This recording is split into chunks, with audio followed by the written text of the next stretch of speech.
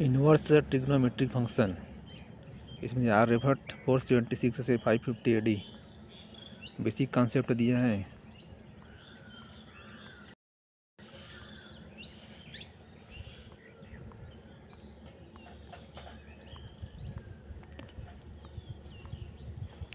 इस प्रकार से साइन इनवर्स 1/(1/√2) का मुख्य मान ज्ञात कीजिए।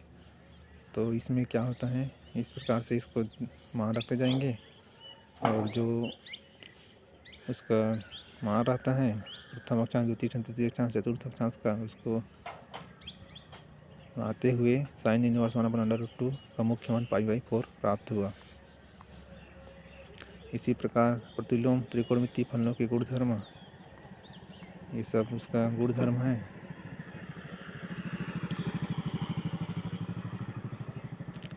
सारांश y = साइन इनवर्स x का प्रांत होगा -1 और 1, तो मुख्य शाखा होगा -π/2 और π/2 प्लस π/2।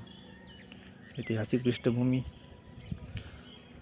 ऐसा विश्वास किया जाता है कि त्रिकोणमिति का अध्ययन सर्वप्रथम भारत में आरंभ हुआ था। आर्यभट्ट 476 ईस्वी, ब्रह्मगुप्त 598 ईस्वी, भास्कर प्रथम 600 ईस्वी, भास्कर द्वितीय 1114 ईस्वी ने प्रमुख परिणामों को प्राप्त किया था। यह संपूर्ण ज्ञान भारत से मध्य पूर्व और पुनः वहाँ से यूरोप गया। यूनानियों ने भी त्रिकोणमिति का अध्ययन आरंभ किया, परंतु उनकी कार्यविधि इतनी अनुपयुक्त थी कि भारतीय विधि के ज्ञात हो जाने पर यह संपूर्ण विश्व द्वारा अपनाई गई।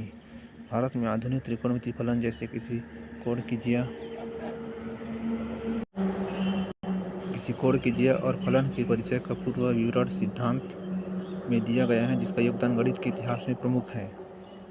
संस्कृत भाषा में लिखा गया ज्योतिष कार्य, भास्कर प्रथम 600 ईस्वी ने 90 डिग्री से अधिक कोणों के साइन के मान के लिए सूत्र दिया था। 16वीं शताब्दी का मलयालम भाषा में साइन a+b के प्रसार, भास्कर प्रथम ने 90 डिग्री से अधिक कोणों के साइन के मान के लिए यह सूत्र दिया था। 16वीं शताब्दी का मलयालम भाषा में साइन a+b के प्रसार की एक उत्पत्ति है। 18 डिग्री, 36 डिग्री, 54 डिग्री, 72 डिग्री आदि के साइन तथा कोसाइन के विशुद्ध मान भास्कर द्वितीय द्वारा दिए गए हैं। Sine inverse x, cos inverse x आदि को चाप साइन x, चाप कॉस x आदि के स्थान पर प्रयोग करने का सुझाव ज्योतिषविद सर जॉन F.W. हर्शेल 1813 ईस्वी द्वारा दिए गए थे। ऊंचाई और दूरी संबंधित प्रश्नों के साथ थेल्स 600 ईस्वी पूर्व का नाम अपरिहार्य रूप से जुड़ा हुआ है। उन्हें मिस्र के महान पिरामिड की ऊंचाई के मापन का श्रेय प्राप्त है।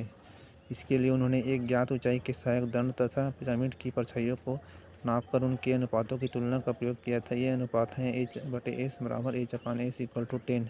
सूर्य के उन्नतांश, थेल्स को समुद्र जहाज की दूरी की गणना करने का भी श्रेय दिया जाता है। इसके लिए उन्होंने समरूप त्रिभुजों के अनुपात का प्रयोग किया था। ऊंचाई और दूरी संबंधी प्रश्नों का हल समरूप त्रिभुज की सहायता से प्राचीन भारतीय कार्यों में मिलते हैं।